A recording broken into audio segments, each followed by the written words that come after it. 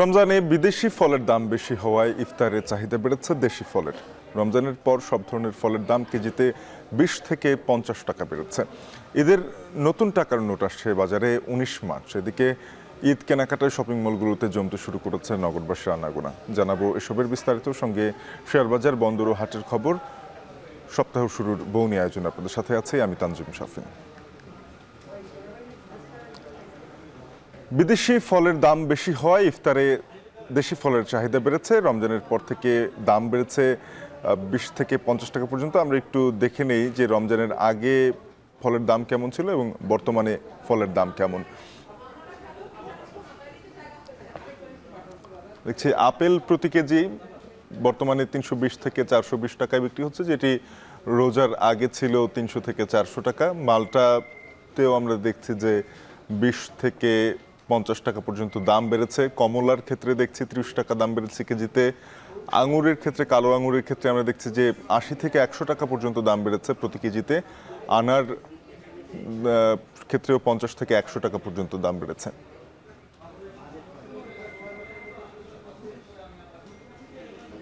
আনারসের ক্ষেত্রে আমরা দেখছি যে বেশ সস্তায় আনারস পাওয়া যাচ্ছিল এবছর, তবে রোজার মধ্যে কিন্তু দাম বেড়ে গেছে অনেকটাই, প্রায় দ্বিগুণ হয়ে গেছে দাম বলা চলে। 25 থেকে 30 টাকা যেখানে প্রতি পিস আনারস রোজার আগে ছিল, এখন তা 50 থেকে 70 টাকা। পেঁপে 100 থেকে 120 টাকা ছিল রোজার আগে, 120 থেকে 150 টাকা এখন বিক্রি হচ্ছে। তরমুজ যেটি আমরা দেখছি এটি মূলত কেজি দাম, 40 টাকা প্রতি কেজি তরমুজের দাম, যেটি এখন 60 থেকে 80 টাকা বিক্রি হচ্ছে। কলা প্রতি ডজন 80 থেকে 100 টাকা ছিল, এখন সেটি 80 থেকে 130 টাকা পর্যন্ত। পেয়ারার ক্ষেত্রেও দাম কিছুটা বেড়েছে, 60 থেকে 100 টাকা ছিল পেয়ারা প্রতি কেজি, যেটি এখন 80 থেকে 130 টাকা। এবারে যদি দেখি সফেদা 110 থেকে 130 টাকা দাম ছিল, 120 থেকে 160 টাকা হয়েছে। বাঙ্গি 80 থেকে 230 টাকা দাম ছিল, এখন তা 100 থেকে 300 টাকা পর্যন্ত দাম। বেল প্রতি পিস 50 থেকে 80 টাকা দরে বিক্রি হচ্ছিল কিছুদিন আগেও, এখন তা 80 থেকে 120 টাকা। অর্থাৎ আমরা দেখছিলাম যে রমজানকে কেন্দ্র করে ফলের বাজারে বেশ উত্তাপ ছড়াচ্ছে। এটি বলা হয়ে থাকে যে রমজানে সংযমের যেই মৌসুম, সেখানে আসলে ব্যবসায়ীদের সংযম বাংলাদেশে খুব একটা লক্ষ্য করা যায় না, তারই একটা প্রতিফলন আমরা ফলের বাজারেও এবার দেখতে পাচ্ছি। এবার একটি ভিন্ন প্রসঙ্গ, ঈদ আসলেই নতুন টাকার প্রতি অনেকের আগ্রহ থাকে। নতুন নোটের, বিশেষ করে আমরা রোজার ঈদ এবং কুরবানির ঈদে যেটি প্রচলন রয়েছে, সালামি থেকে শুরু করে যখন আমরা উপহার হিসেবে কাউকে দেই, তখন সেই নতুন টাকাগুলোর একটা চাহিদা থাকে। তো ঈদকে কেন্দ্র করে নতুন টাকা বাজারে ছাড়বে, 5 টাকা আসবে, 20 টাকা, 50 টাকা নোট। এসব নোট পাওয়া যাবে 19 মার্চ থেকে বাংলাদেশ ব্যাংক সহ তফসিলি ব্যাংকের 80টি শাখায়। এর যে তথ্যগুলো রয়েছে আমরা দেখে নিতে চাই। যাদের আগ্রহ রয়েছে নতুন টাকার জন্য, তারা তথ্যগুলো মনে রাখবেন। নতুন টাকার বিনিময় শুরু হবে 19 মার্চ থেকে, চলবে 25 মার্চ পর্যন্ত। ঈদের নতুন টাকা বাজারে ছাড়বে 5, 20 এবং 50 টাকার নোট। আগের ছাপানো নোটই আসছে বাজারে, অর্থাৎ নতুন কোনো ছাপাযুক্ত নোট বা নতুন কোনো ছবিযুক্ত নোট আসবে না। আগের যেই নোটগুলো রয়েছে সেই নোটই আসছে, তবে নতুন হবে নোটগুলো। বাজারে বাংলাদেশ ব্যাংক সহ তফসিলি ব্যাংকের 80টি শাখায় নতুন নোট বিনিময়ের সুযোগ রয়েছে। প্রায় 20,000 কোটি টাকার নতুন নোট রয়েছে কেন্দ্রীয় ব্যাংকে। আগামী এপ্রিল থেকে মে নাগাদ নতুন নোট ছাপানো শুরু হবে, বাজারে আসতে শুরু করবে। ঈদুল আজহার সময় বাজারে ছাড়বে নতুন নকশার নোট। অর্থাৎ আগামীতে যে কুরবানির ঈদ যখন আসবে, তখন দেখা যাবে যে নতুন ছাপা সহ যে নতুন নোট সেটি দেখা যাবে। একটা বিরতি নেব, বৌনিতে ফিরবো একটু পর, সাথেই থাকুন।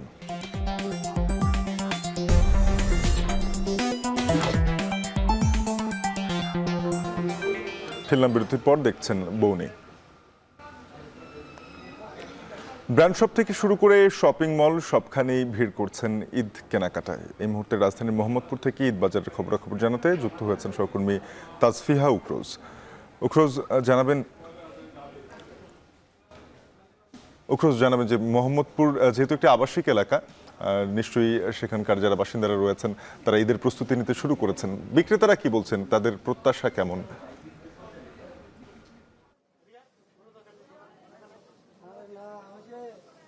শাফিন, ঈদকে ঘিরে আমরা যে ঈদের শপিং মলগুলোতে যে চিত্র দেখে থাকি, অর্থাৎ রমজানের শুরু থেকেই কিন্তু ক্রেতারা এই শপিং মলগুলোতে আসলে ভিড় করেন তাদের পছন্দের পণ্যগুলো কেনার জন্য, সেই চিত্র কিন্তু এই বছর আসলে ব্যতিক্রম হয়নি। আমরা রমজানের শুরু থেকে আসলে দেখতে পাচ্ছি যে ক্রেতারা এই শপিং মলগুলোতে ভিড় করছেন এবং তাদের যে পছন্দের পণ্যগুলো, জামা কাপড় থেকে শুরু করে ব্যাগ, জুতা, স্যান্ডেল, সব ধরনের পণ্যগুলো কিন্তু তারা এই শপিং মলগুলোতে আসছেন এবং তারা আসলে ঘুরে ঘুরে দেখছেন এবং কিনছেন। এবং আপনি যেমনটি বলছিলেন যে আমি যেহেতু এখন মোহাম্মদপুর এলাকায় রয়েছি এবং মোহাম্মদপুরের একটি শপিং মল আমি রয়েছে, এবং যেটি আপনি বলছিলেন যে যেহেতু মোহাম্মদপুর একটি আবাসিক এলাকা, সেহেতু এখানকার শপিং মলগুলো ঘুরে আমরা যেটি দেখলাম যে আসলে এখানকার শপিং মলগুলোতে রমজানের প্রথম থেকে আসলে ক্রেতাদের বেশ ব্যাপক ভিড় আসলে এই শপিং মলগুলোতে দেখা গিয়েছে। এবং এখানকার বিক্রেতারাও আসলে বলছেন যে রমজানের প্রথম থেকেই তারা আসলে তাদের যে আকাঙ্ক্ষিত যে ক্রেতার সংখ্যা সেটি তারা আসলে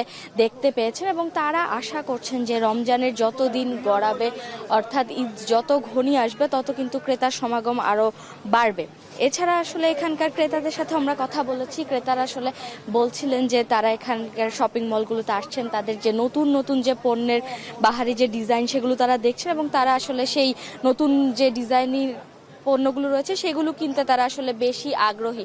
আর যেহেতু আপনি জানেন যে ঈদ কিন্তু এবার যে আবহাওয়ার মধ্যে আসবে, সেখানে সেই সময়টাতে আসলে সকলে আসলে সুতির এবং আরামদায়ক পোশাক পরতেই পছন্দ করেন। তো সেই জিনিসটিকে মাথায় রেখে কিন্তু এখানকার যে ব্যবসায়ী এবং বিক্রেতারা রয়েছেন তারা কিন্তু ক্রেতাদের জন্য যে ঈদের সময় যে আবহাওয়া থাকবে সেই সময়টাতে ক্রেতারা যাতে আরাম পায় সেই কথা মাথায় রেখে তারা কিন্তু আরামদায়ক এবং সুতির পোশাকগুলো বিক্রি করছেন এবং ক্রেতারা আসলে এই ধরনের পণ্যগুলো কেনার দিকে বেশি আগ্রহ প্রকাশ করছেন বলে আমাদেরকে ক্রেতারা জানিয়েছেন। তো এই ছিল আমার কাছে মোহাম্মদপুর এলাকা থেকে ঈদ বাজারের সবশেষ। শাফিন।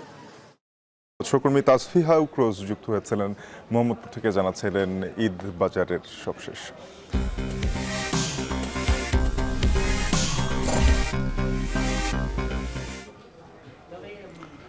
চলতি সপ্তাহের প্রথম দিন দেশের প্রধান পুঁজিবাজার ঢাকা স্টক এক্সচেঞ্জের সবশেষ অবস্থা জানতে চলে যাব।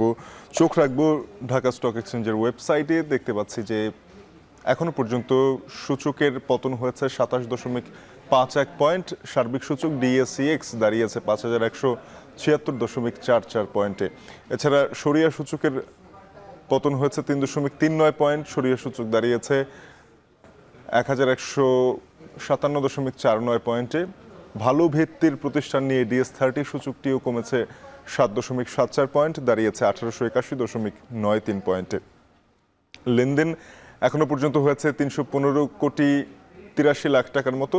আরও কিছুটা সময় বাকি রয়েছে লেনদেনের। পাশাপাশি আমরা যদি দেখি যে বেশিরভাগ প্রতিষ্ঠানের শেয়ার দর কমেছে, দর হারিয়েছে 266টি প্রতিষ্ঠানের শেয়ার এবং দর বেড়েছে মাত্র 56টির, দর অপরিবর্তিত থেকেছে 77টির।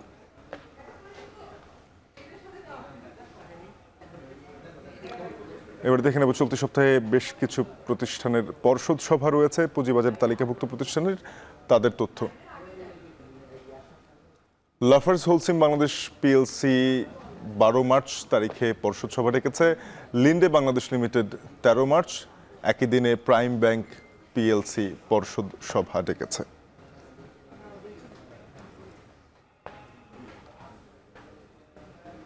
বর্ণিতে আরও একটা বিরতি নিয়ে ফিরবো, সাথেই থাকুন।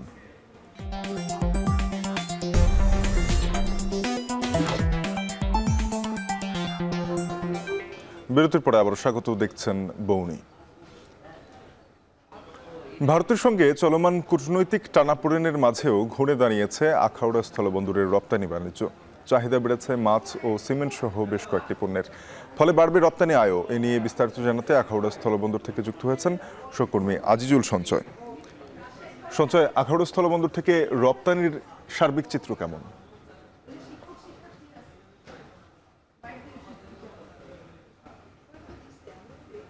কাফিন, আখাউড়া স্থল বন্দরটি মূলত রপ্তানিমুখী একটি বন্দর।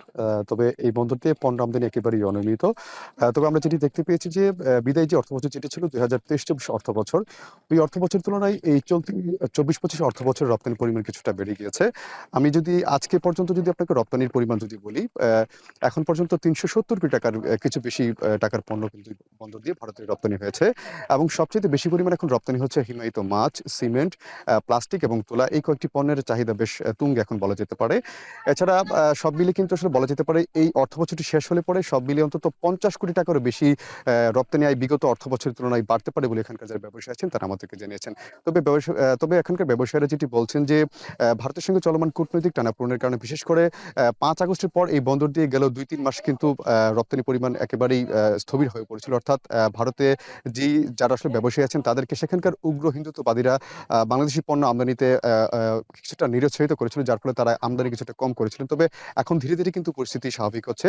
এখন এই বন্দর দিয়ে প্রতিদিন করে ১.৫ থেকে ২ কোটি টাকার পণ্য রপ্তানি হচ্ছে। সেই হিসেবে আসলে সব মিলে এখন রপ্তানি পরিমাণটাও বেড়ে গেছে এবং রপ্তানি আয়টাও বাড়ছে। শাফিন, আমি যদি আপনাকে বলি যে এখানকার যারা কাস্টমস কর্তৃপক্ষ আছে তাদের সঙ্গে আমরা কথা বলছিলাম। তারা যেটি বলছেন যে রপ্তানি পরিমাণটি বাড়লে আসলে পণ্য আমদানি অনিয়মিত হওয়ার কারণে বন্দর দিয়ে যে রাজস্ব যে আয় হয় সেটি কিন্তু কিছুটা ভাটা পড়ে আছে। অর্থাৎ চলতি অর্থবছরে এখন পর্যন্ত শুধুমাত্র এই জানুয়ারি থেকে মার্চ পর্যন্ত ৪ থেকে ৫টির মতো চালান ভারত থেকে এসেছে। তার মধ্যে ছিল জিরা, কাজু বাদাম এবং মসুর ডালের কয়েকটি চালান এসেছিল, যা থেকে আসলে খুব বেশি পরিমাণ কিন্তু সরকার এই বন্দর থেকে রাজস্ব পায়নি। এছাড়া এই বন্দরে যে রাজস্বের যে আরেকটি মাধ্যম আছে যাত্রী পারাপার, সেই যাত্রী পারাপারটি কিন্তু এখন ভারতের ভিসা জটিলতার কারণে এখন যাত্রী পারাপার একেবারেই কমে গিয়েছে। আগে যেখানে ৬ থেকে ৭০০ মতো যাত্রী যেত, এখন প্রতিদিন ২ থেকে ২৫০ মতো যাত্রী যাচ্ছে, যার ফলে আসলে রাজস্ব আয় কিন্তু একেবারেই কমে গিয়েছে। তো শাফিন, আমার কাছে এই ছিল আখাউড়া স্থল বন্দর থেকে এখানকার আমদানি রপ্তানি বাণিজ্যের সার্বিক চিত্র। সঞ্চয়, আপনাকে ধন্যবাদ। সহকর্মী আজিজুল সঞ্চয় যুক্ত হয়েছিলেন আখাউড়া স্থলবন্দর থেকে, জানাচ্ছিলেন বন্দর থেকে আমদানি রপ্তানি বাণিজ্যের সবশেষ।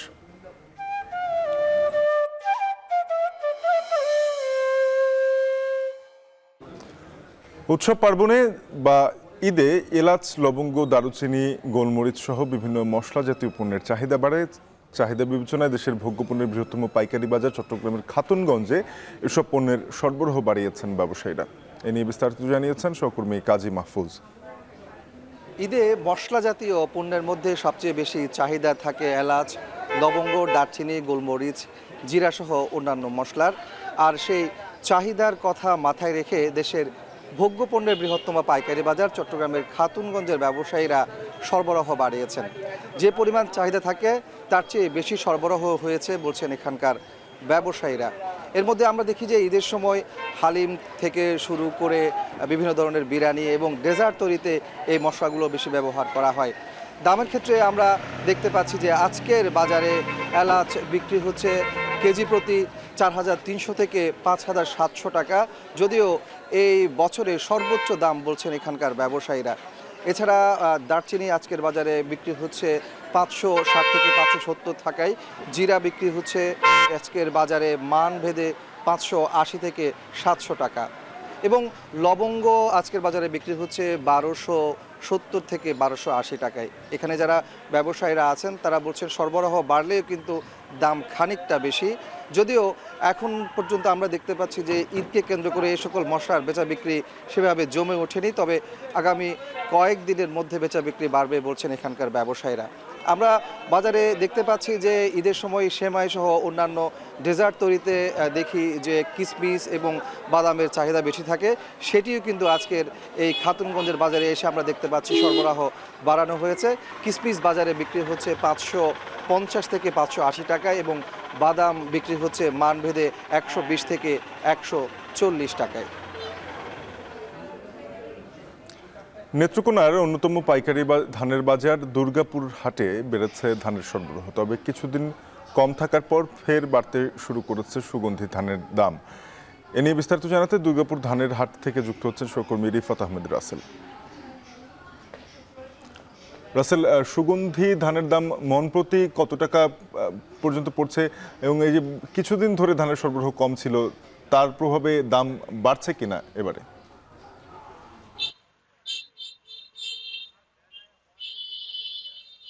শাফরিন, আপনি যেমনটি বললেন, এখন কিন্তু আসলে রোজার মাস চলছে, এর কিছুদিন পরে কিন্তু ঈদের বাজার রয়েছে। এছাড়াও কিন্তু এখন যেহেতু বড় মৌসুমের ধানের মৌসুম চলছে, এই আবাদের ফলে কিন্তু কৃষকরা এখন কিন্তু বাজারগুলোতে তাদের ঘরে থাকা যে ধানগুলো রয়েছে সেগুলো কিন্তু এখন বিক্রি শুরু করেছে। যার ফলে কিন্তু বাজারগুলোতে ইতিমধ্যে ধানের সরবরাহ অনেকটাই বেড়ে গেছে। আমরা ব্যবসায়ীদের সাথে কথা বলেছিলাম, গেল 2 মাস কিন্তু আসলে সুগন্ধি ধানের যে বাজার, সেই সুগন্ধি ধানের বাজার কিন্তু অনেকটাই কম ছিল, যার ফলে কিন্তু এখন বাড়ার ফলে কিন্তু কৃষক যারা রয়েছেন তারা কিন্তু অনেকটাই খুশি হচ্ছেন। বিশেষ করে যদি দামের কথা বলি, এখন কিন্তু বাজারে সুগন্ধি ধান মান প্রতি 1900 টাকা থেকে কিন্তু সর্বোচ্চ 2100-2120 টাকার দরে কিন্তু বিক্রি হচ্ছে, যা গেল কিছুদিন আগেও 1700 থেকে সর্বোচ্চ 1900 টাকা পর্যন্ত ছিল। এই হিসাবে বলা যায় যে আসলে মন প্রতি কিন্তু 200 টাকা পর্যন্ত বেড়েছে। এছাড়াও অন্যান্য ধানগুলোর মধ্যে চিকন পাইজাম ধান বিক্রি হচ্ছে 1700 টাকায়। এছাড়াও চিকন যে রঞ্জিত ধান রয়েছে সেই ধান কিন্তু বিক্রি হচ্ছে 1500 থেকে 1550 টাকার মধ্যে। এছাড়াও যে মোটা যে ধানগুলো রয়েছে সেই ধানগুলো কিন্তু 1400 থেকে 1450 টাকার মধ্যে বিক্রি হচ্ছে। আমরা ব্যবসায়ীদের সাথে কথা বলেছিলাম, তারা যেমনটা জানিয়েছেন, এখন কিন্তু আসলে মুকামগুলোতে ধানের চাহিদা বাড়ার ফলে কিন্তু তারা বাজারগুলো থেকে বেশ বেশ পরিমাণ কিন্তু তারা ক্রয় করছেন। এবং কৃষকরা যাদের হাতে এই মুহূর্তে আসলে টাকা নেই বা ধানের চাষাবাদের খরচ মেটাতে কিংবা ঈদকে সামনে রেখে কিন্তু তারা এখন নতুন করে এই ধানগুলো বাজারে আনছেন, যার ফলে কিন্তু বাজারে সরবরাহ অনেকটাই বেড়ে গেছে। বাজারের ব্যবসায়ীরা যেমনটা বলছেন যে এখন কিন্তু যে দাম রয়েছে বিশেষ করে ধানের, প্রায় সবগুলো ধানের কিন্তু সর্বোচ্চ বাজার রয়েছে। তবে সুগন্ধি বাজারের যে এটা যদি আরেকটু দাম বাড়ে সেক্ষেত্রে কিন্তু কৃষকরা যারা রয়েছেন তাদের উৎপাদন খরচ মিটিয়ে কিন্তু তারা ভালো কিছু টাকা লাভের মুখোমুখি হতে পারবেন। এই ক্ষেত্রে কিন্তু কৃষক ভাইরা কিন্তু জানিয়েছেন যে আসলে মুকামগুলোতে এই ধানের সরবরাহ বাড়াতে এবং একদম ঊর্ধ্বতন প্রশাসনকেও কিন্তু তারা এইদিকে একটু নজর দেওয়ার আহ্বান জানিয়েছেন। তো সব মিলিয়ে বলা যায় এই রোজা এবং ঈদকে সামনে রেখে কিন্তু নেত্রকোনার বা এই ধানের হাটে কিন্তু বেচাকেনা অনেকটাই জমে উঠেছে। সাফরিন। রিফাত, আপনাকে ধন্যবাদ। সহকর্মী রিফাত আহমেদ রাসেল যুক্ত হয়েছিলেন নেত্রকোনা থেকে, জানাচ্ছিলেন ধানের সরবরাহ এবং দরদাম নিয়ে। এই ছিল সপ্তাহের বৌনিতে। এখন টেলিভিশনের ওয়েবসাইট দেখতে ভিজিট করুন www.ekhon.tv। যুক্ত থাকুন ফেসবুকে facebook.com/tv.ekhon এবং ইউটিউবে দেখতে ভিজিট করুন youtube.com/c/ekhon tv।